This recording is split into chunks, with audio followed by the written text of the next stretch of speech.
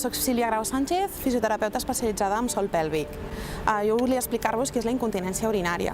La incontinència és petites fuites d'orina, ja siguin en gotes o siguin amb escapes una miqueta més pronunciats. El tractament de la incontinència urinària són diferents en funció del tipus d'incontinència. Hi haurà 3 tipus d'incontinència urinària: la d'esforç, la de mixta o la d'urgència.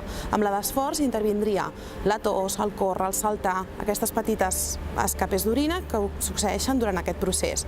La incontinència mixta seria una barreja entre la d'esforç i la d'urgència. Què vol dir? El tossir, el córrer, el saltar, com he comentat anteriorment, més la incontinència d'urgència, que vol dir la imperiositat immediata d'anar al lavabo, que si no s'escapen aquestes petites fuites d'orina.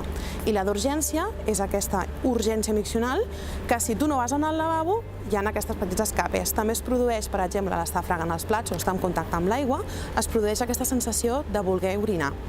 Depèn d'aquest tipus d'incontinència, hi ha diferents tipus de rehabilitacions. La més comú, que s'utilitza en el sociosanitari, per exemple, seria l'electroestimulació vaginal. S'utilitza mitjançant aquest tipus de sonda. Aquestes sondes són intracavitàries, s'introdueixen dins de la vagina i mitjançant l'electroestimulació s'estimula la musculatura. Això és un mètode passiu. Hi ha diferents mètodes, passius i actius.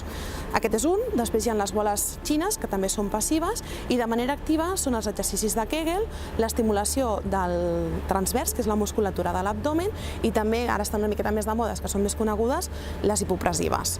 Un altre mètode també per fer aquest tipus de tractament són amb tallers grupals, que també els podeu trobar o fer-los en diferents centres.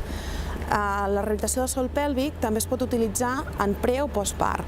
En la fase de prepart l'utilitzem molt per fer un part natural, sense episiotomies, sense que hi hagi un part traumàtic. No és una garantia de tindre un part natural, però pot procedir a no haver-hi talls.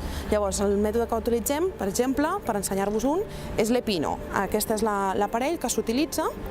Normalment s'utilitza a partir de les 32 setmanes, a partir aproximadament dels 8 mesos. I llavors el que fem és com una manxa, tanquem la vàlvula, s'infla i aquesta manxa es va inflant i simula el cap del bebè.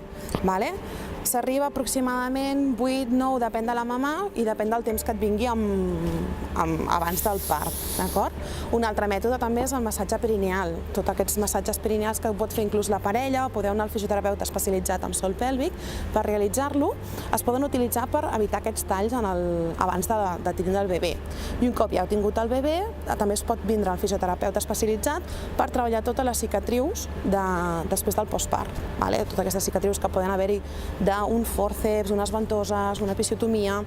Llavors, aquí podem veure grans barems. Llavors, podem parlar també de grans incontinències o prolapses genitals, que aquí ja intervindria el ginecòleg o l'uròleg i també es pot treballar amb fisioterapeuta.